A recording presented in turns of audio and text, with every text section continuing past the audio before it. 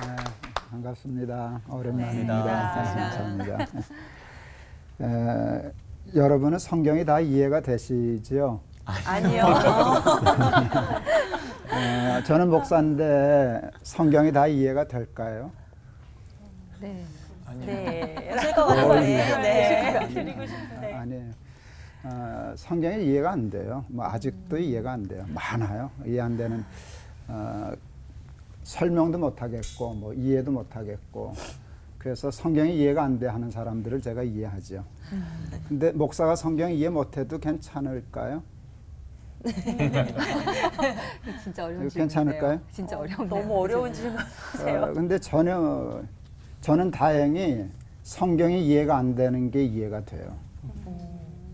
성경은 이해가 안 되는데 이해가 안 되는 게 이해가 돼요. 되죠. 그러니까 넘어가요. 왜냐하면 간단하잖아요.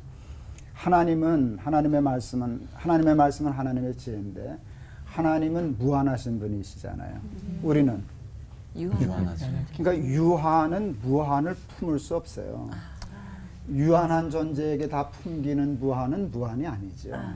그러니까 논리적으로 하나님의 말씀을 이해한다는 건 논리적으로 맞지 않아요. 그래서 저는요, 하나님이 이해 안 되는 부분이 이해가 돼서 다행히 넘어가요. 그러니까 다행히 뭔가 하면 믿어져요. 아멘. 믿어져요. 이제 여러분 되게 아시겠지만 제가 그 암이 발견돼서 몇 달 동안 이제 암 투병하다가 왔어요. 그랬더니 오랜만에 나오라 그러면서 주어진 제목이 욥기예요. 주여. 그러니까 아마 기대하시기를 PD님 어디 계시죠? 이게 PD나 이런 어른들이 생각하기를 저 죽다 살았으니까 욥을 단단히 공부하고 좀 알고 봤을 거다라고 생각한 것 같아요. 그런데 나도 그런 줄 알았어요. 조금 힘들었거든요. 아무래도 힘들어서 많이 힘들었는데 그랬는데도 이해가 안 가더라고요. 욥은 도무지 이해가 안 가요. 욥에게 하신 하나님의 그 모든 일이 아무리 생각해도 이해가 안 가요. 뭐 고난도 유익이라는 거 저도 인정하거든요. 그런데 욥의 고난은 뭐 나중에 결과는 그렇게 됐지만 그걸 깨닫게 하기 위해서 주신 고난이라고 이건 말이 안 돼요. 어느 정도면 받아들이겠어요. 근데 자식들 다 죽지.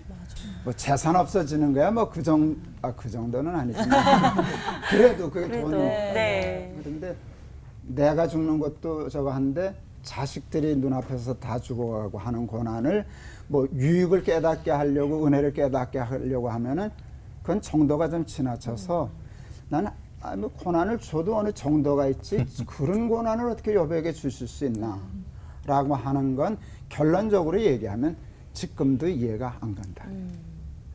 이해가 안 간다는 거예요. 제가 이제 이제 저거에서 몇 달 정도 항암 치료하고 그랬는데요. 그걸 통해서 암 환자들을 이해하게 되었어요. 그전에는 죽음, 고통, 암이 객관이었잖아요. 객관이었어요. 그래서 얼마나 힘들까는 다 알았는데 나한테 오니까 그게 객관이 아니고 주관이 되잖아요. 이게 영 세계가 다른 거예요. 그러니까 죽음, 그 고난, 고통이 객관이면 조금 거리가 있어요. 거리가 있으니까 객관적이게 냉정하게 다 얘기할 수 있어요. 뭐 하나님의 은혜, 섭리 다 얘기할 수 있는데 이게 여기 오니까 섭리는 무슨 섭리야? 이게 전혀 달라요. 그래서 암 환자들이 겪는 그것을 내가 내 문제로 받아들이게 되니까 그 다음엔 이해가 안 가는 거예요. 어떻게 하나님이 이렇게까지 사람을 힘들게 하실 수 있을까? 예수 잘 믿는 사람도 그러는데 그것도 넘어가는 게요. 이해하려고 들지 말고 그냥 믿는 거예요. 욥기를 읽는데요. 욥이 오늘 제가 읽은 본문이 택한 본문이 우리가 잘 아는 거잖아요. 주신 자도 여호와시오 취하신 자도 여호와시오니 여호와의 이름이 찬송을 받으실지니라. 이게 기가 막힌 거잖아요. 근데 욥이 다 하나님의 은혜와 섭리를 이해하고 그 얘기 할게요. 이해 못하고 할게요. 이해 못하고. 못하고. 내가 보니까 아니야. 이해까지 안 갔어요. 나중에 다 겪고 나서는 받아들였는데 이 얘기하는 순간만큼은 욥도 이해해서 고난 당한 것이 내게 유익이라 거기까지 가지 않았어요. 욥의 고난은 그것을 넘어선 것이었어요. 그런데 그냥 욥은 하나님을 믿었어요. 이해하려고 그러지 않고. 제가 오늘 여러분들에게 같이 나누려고 하는 일은 나도 그렇고 욥도 그렇고 제가 지금 암 환자들 얘기를 했는데 다 이해할 수 없어요. 여러분들도 이해할 수 없는 일들을 많이 당할 수 있는데 이해를 붙잡고 있으면 그 다음에 진도가 나가질 않아요. 그냥 하나님 믿고 가는 거예요. 여러분 시험 문제 풀 때 순서대로 풀어요? 아는 것부터 풀어요? 아는 것부터 빨리. 순서대로 해서 아는 거. 네. 순서대로 아는 거. 모르는 건 제껴놓고 아는 것부터 풀어야 돼요. 근데 고집 부리고 나는 순서대로 풀 거야. 그럼 빵점. 1번 문제 모르는 문제 나면 빵점이야. 맞아요.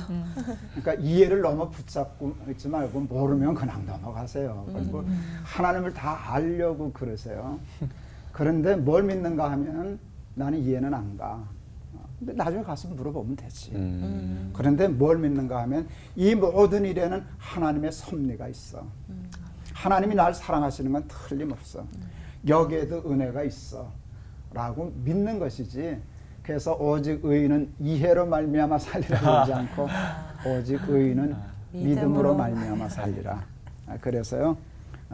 저한테서 뭐 고난을 당했으니까 욥 좀 이해했냐. 하나도 이해 안 가는데 문제는 하나도 없어요. 나도 그냥 넘어가면 되니까. 내가 하나님 믿었죠. 이제 내가 알아서 하나님 믿었냐. 그래서 근데 하나님을 믿을 만한 근거는 너무나 많거든.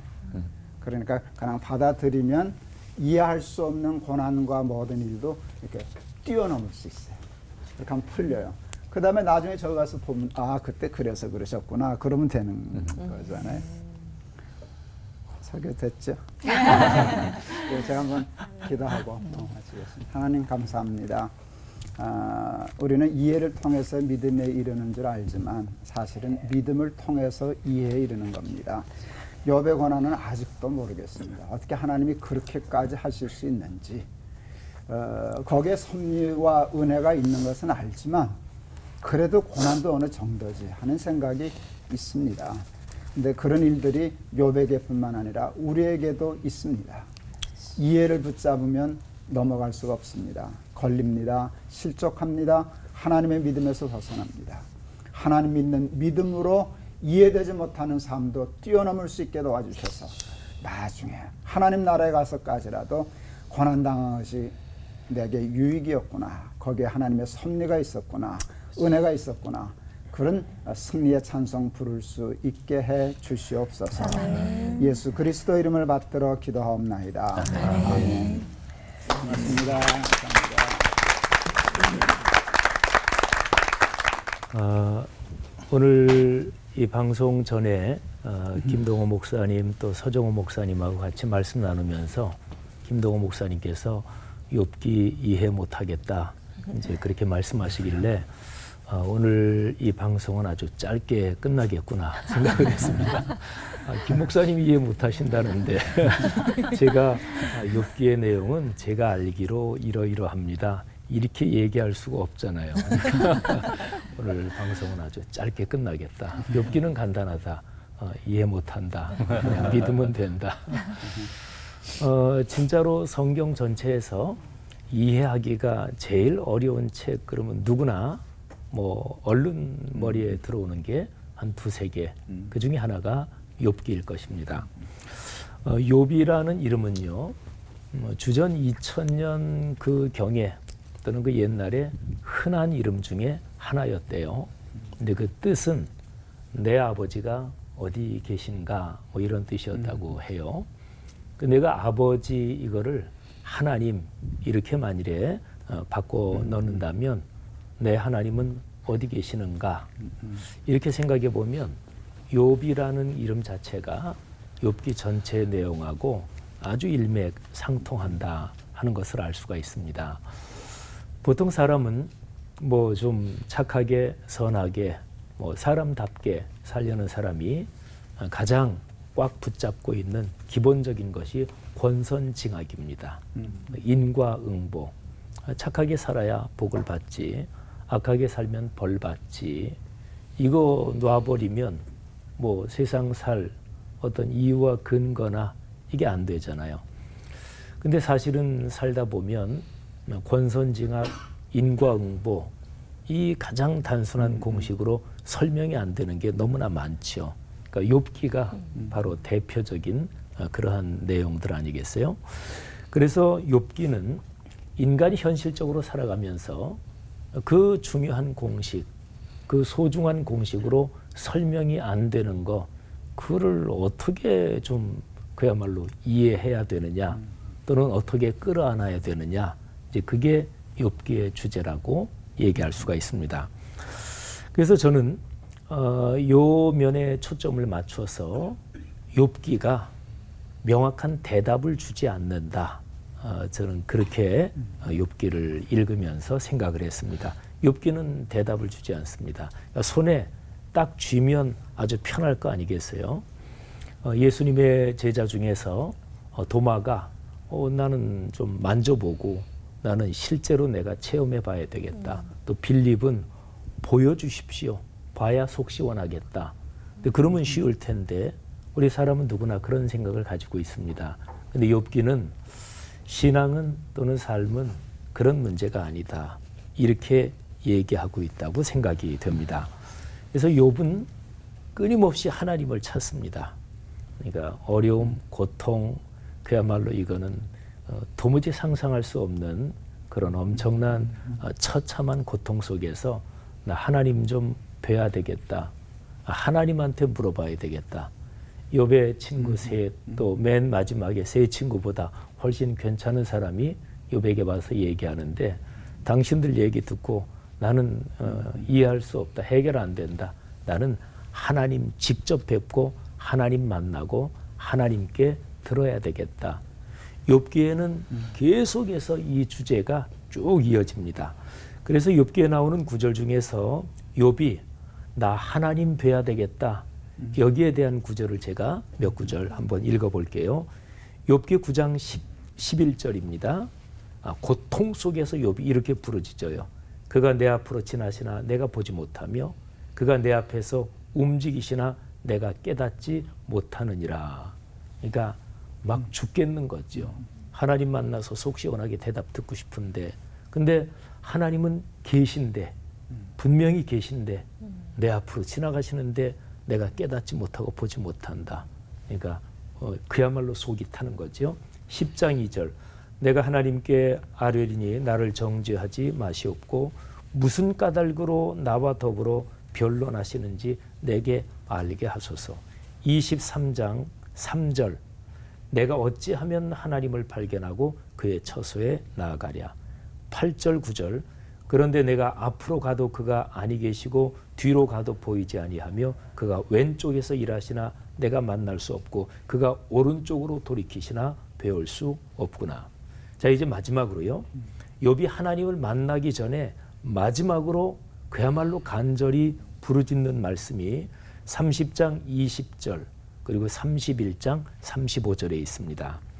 내가 주께 부르짖으니 주께서 대답하지 아니하시오며 내가 섰사오나 주께서 나를 돌아보지 아니하시나이다. 그러니까 하나님이 대답하지 않으시는 거예요.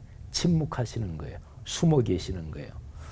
누구든지 나의 변명을 들어다오. 나의 서명이 여기 있으니 전능자가 내게 대답하시기를 바라노라. 나를 고발하는 자가 있다면 그에게 고소장을 쓰게 하라. 그러니까 욥은요. 나 진짜 하나님 앞에서 양심을 걸고 내 가슴에 손을 얹고 나 하나님 앞에서 죄되고 내 양심에 거리끼는 거 한 거 없다. 누가 하나님 앞에 고소하려면 고소해라. 뭐 이런 거예요. 그런데요. 드디어 이제 욥기 마지막 장면은 욥이 하나님을 만나면서 이제 마무리되죠. 하나님이 드디어 나타나십니다. 직접 말씀하십니다. 자, 그러면 어떤 일이 일어나나요? 욥이 하나님 그랬군요. 이제 제 속이 후련합니다. 이제 알겠습니다. 이러지 않았고요. 욥은 하나님을 만나면서 제가 잘못했습니다.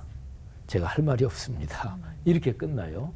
그러니까 욥이 살아온 모든 삶의 여정에서 욥이 얻은 경험, 욥이 가진 지혜 또는 욥이 베푼 선행, 하여튼 이 세상에 좋은 거 몽땅 다 모아놔도 근데 막상 하나님을 만나고 나니까 그거를 근거로 뭐라고 얘기할 게 아무것도 없었던 거예요.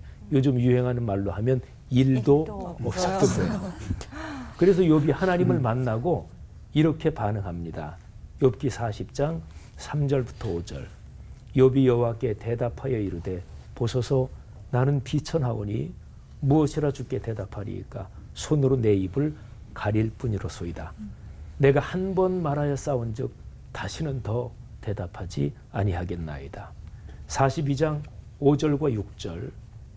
내가 주께 대하여 귀로 듣기만 하여 싸우나 이제는 눈으로 주를 배움나이다. 그러므로 내가 스스로 거두어 드리고 티끌과 죄 가운데에서 회개하나이다.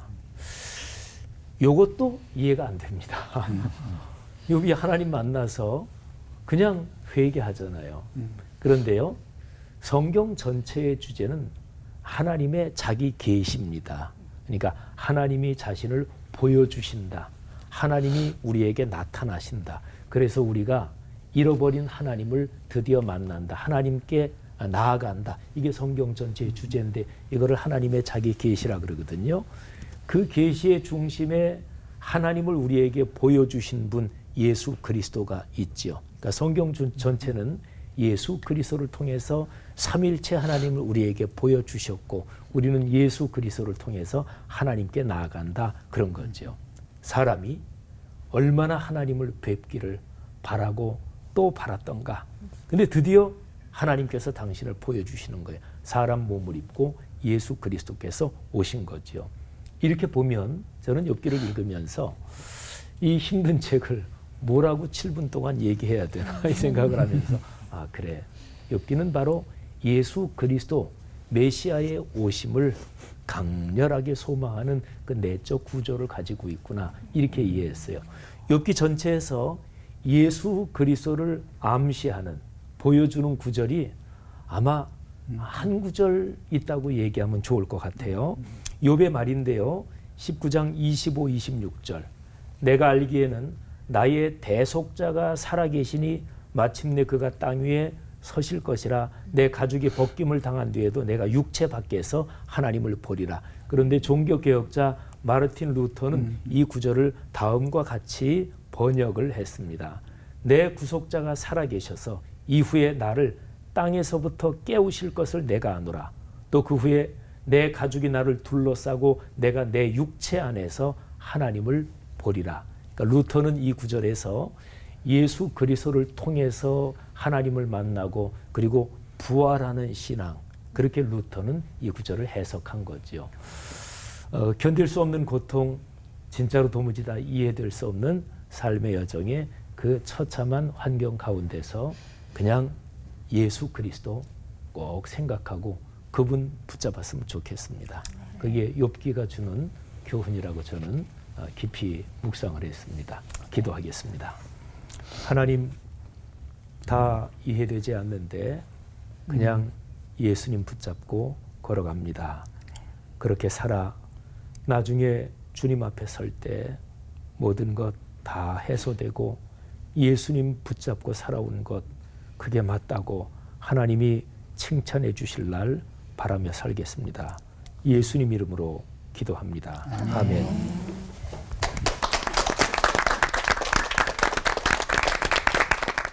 욥이라고 하는 이름을 어원적으로 해석해서 두 가지의 의미가 있다고 그래요. 첫째, 히브리어적 어원에서는 핍박받는 자라는 뜻이고요. 또 아카드어의 어원적 해석은 아까 지영훈 목사님 말씀하셨던 것처럼 나의 아버지는 어디 계시는가. 근데 그 이름을 조합해서 보면 욥기 전체 내용이 줄거리가 딱 들어가는 것 같아요. 핍박을 받으면서 이해할 수 없는 고난 속에서 하나님을 찾아가는 이야기. 그게 아마 욥기 전체의 줄거리가 아닐까 생각해 봅니다. 가장 문제가 되는 것은 1장에 나타나는 욥이 겪은 정말 말도 안 되는 그야말로 막장. 어떻게 사람이 그럴 수가 있을까 하는 고통을 받고 이 장에서 욥의 첫 번째 반응이 세 가지로 나타나는 거죠. 첫째가 내가 빨강덩이로 왔으니까 빨강덩이로 돌아갈 겁니다 하고 고백하는 거. 그 다음에는 주신 자도 하나님이시고 가져가신 분도 하나님이시니, 그리고 세 번째로 하나님 이름이 찬양을 받으실지어다. 어떻게 보면 성경 속에 나타난 크리스찬, 하나님을 믿는 신앙인의 가장 모범적인 해답이 거기 나오는 거죠. 그런데 이해할 수 없는, 말도 안 되는, 이해는 할 수 있고 그래야 되겠다는 정답인 것 같은데 나는 도저히 따라갈 수 없는 그런 얘기가 이제 첫 시작이 됩니다. 오히려 욥과 그리고 욥의 친구들의 반응, 욥의 1장 2장에서의 반응이 아니라 3장 이후의 욥의 반응, 그리고 욥의 친구들의 반응이 오히려 우리를 위로하죠. 그래, 나도 이 정도면 이렇게 할 수밖에 없을 거다. 이거보다 더 할지도 모르겠다 하는 생각들을, 공감을 받습니다. 그래서 오히려 욥기를 읽으면서 오히려 고난당하는 사람들이 위로를 받는 케이스들이 훨씬 더 많은 거죠. 저는 두 가지 관점에서 결론을 한번 맺어봅니다. 첫째는 욥기가 우리에게 주는 메시지가 두 가지가 있다고 보는데, 첫째는 욥 당사자에게 주는 이야기죠. 두 번째는 욥의 친구들이 욥에게 대하는 태도를 통해서 고난당하는 사람들이 곁에서 어떻게 할 거냐 하는 메시지입니다. 첫째, 가장 중요한 것은 이것이죠. 우리 김동호 목사님 말씀하셨던 것처럼 합리적으로 이해하려고 한다는 것 자체가 불가능하다는 얘기입니다. 그래서 이렇게 말할 수 있을 것 같아요. 역경 속에서 해답은 중요한 게 아니다. 해답을 달라고 그러죠. 우리는 늘. 욥도 마찬가지입니다. 이해할 수 없는 이 시련 앞에서 욥이 하나님 앞에 해답을 요구하는 거죠. 왜 내게 이런 고통을 주셨습니까? 한번 대답해 봐 주세요. 해답을 요구해요. 처절하게 부르짖는 게 바로 아까 지 목사님 읽으셨지만, 그런데 내가 앞으로 가도 그가 아니 계시고 뭐 등등등등 하면서 그분을 만날 수가 없어요. 근데 언젠가 확 바뀌어요. 하나님께서 두 번을 말씀하실 때에도 그 두 번의 말씀 속에 욥의 질문에 대하여 해답을 주신 게 없어요. 아무 데도 없어. 왜냐, 하나님은 천지를 지으신 창조의 능력과 섭리와 경륜만 말씀하셨지 오히려 질문만 퍼붓어내는 거예요. 너 대답해봐. 대답해봐. 그리고 오히려 해답이 없어요. 그런데 42장 넘어가면서 욥은 오히려 이렇게 고백합니다. 무지한 말로 이치를 가리던 자가 누구였습니까? 나는 깨닫지도 못한 일을 말하였고 스스로 알 수도 없고 헤아리기도 어려운 일을 말하였나이다. 내가 말하겠사오니 주는 들으시고 내가 주께 묻겠사오니 주여 내게 알게 하옵소서. 내가 주께 대하여 귀로 듣기만 하였사오나 이제는 눈으로 주를 배웁나이다. 그러므로 내가 스스로 거두어드리고 티끌과 재 가운데서 회개하나이다. 이 얘기의 고백이 뭘까요? 천지를 창조하시는 하나님의 그 엄청난 지혜와 경륜 섭리 앞에서 나의 질문이라고 하는 것은 사실 별거 아닌 거예요. 그리고 하나님이 만일 그 섭리와 지혜 가운데서 내게 대답을 하셨을지라도 내가 이해할 수 있을까? 나의 머리로. 이게 불가능한 얘기예요. 그러니까 하나님의 어미하신 존재 앞에서 욥은 대답 듣기를 포기해버리고 하나님을 만난 삶 속에서 이미 그는 대답을 가지고 있었던 거죠. 자, 첫 번째 주제는 바로 이런 겁니다. 우리는 해답을 요구하지만 우리 고난에 대하여 하나님은 해답을 주시는 게 아니라 자기 자신을 우리에게 내어주시고 만나게 하시고 그 하나님의 존재 앞에 선 사람은 이제는 더 이상 해답이 필요 없는 당당한 믿음의 삶을 살아갈 수 있게 된다는 겁니다. 두 번째는 이 욥의 친구들에 대한 태도입니다. 바로 이런 거죠. 옆에 친구들의 잘못이 무엇이었을까? 그들의 말들을 가만히 보면 다 옳잖아요. 합리적이고요. 굉장히 신앙적이고요. 그런데 문제의 핵심은 이런 겁니다. 그들은 자신들의 율법적 지식이나 경험이나 이런 것을 논리적으로 판단해 가면서 하나님에 관하여 하나님의 공의와 사랑에 대하여 설명하면서 지금 욥을 공격하고 있었고 비판하고 그리고 논리적으로 해석하고 있었지 지금 현재 당하고 있는 욥을 위로자로서 다가간 것은 아니었다는 거죠. 우리도 역시 마찬가지입니다. 우리는 함부로 나의 신앙의 잣대를 가지고 고난당하고 어려워하는 사람들을 재판하고 심판하기는 해도 그들이 지금 얼마나 고통스럽고 아프고 힘든 것에 대하여 우리들은 위로하지 못한다는 겁니다. 욥기에서 우리에게 주시는 두 번째 메시지는 바로 이런 겁니다. 하나님에 관하여 혹은 하나님에 대한 지식으로 옆에 있는 형제와 자매들을 심판하지 말고 오히려 위로와 사랑으로 그리고 섬김으로 하나님께로 인도하는 위로자가 되어야 한다. 이것이 바로 두 번째 메시지라는 생각이 듭니다. 어떤 이가 이렇게 표현했습니다. 하나님은 우리에게 형제를 심판할 권리를 준 적이 없다. 오히려 형제를 사랑할 의무만 주셨다. 우리는 하나님이 주신 율법이나 성경 말씀의 기준을 가지고 남들을 재판하려 해서는 안 되겠다 한 생각입니다. 사랑하라, 위로하라, 격려하라, 그리고 고난 속에서 살아계신 그분을 만나기를 열망하라. 이것이 욥기에 우리에게 주신 메시지가 아닐까 생각해 봅니다. 기도하겠습니다. 이해할 수 없는 시련과 역경에 서로의 소용돌이 속에서도 우리가 합리적으로 설명하고 이해하려고 노력하기보다는 그 고난을 허락하신 아버지 하나님을 온전히 만나기를 사모하는 저희가 되게 해 주시옵소서. 어려움을 겪는 형제 자매들 심판자가 아니라 그들의 온전한 위로자로 살게 도와 주시옵소서. 예수님의 이름으로 기도합니다. 아멘.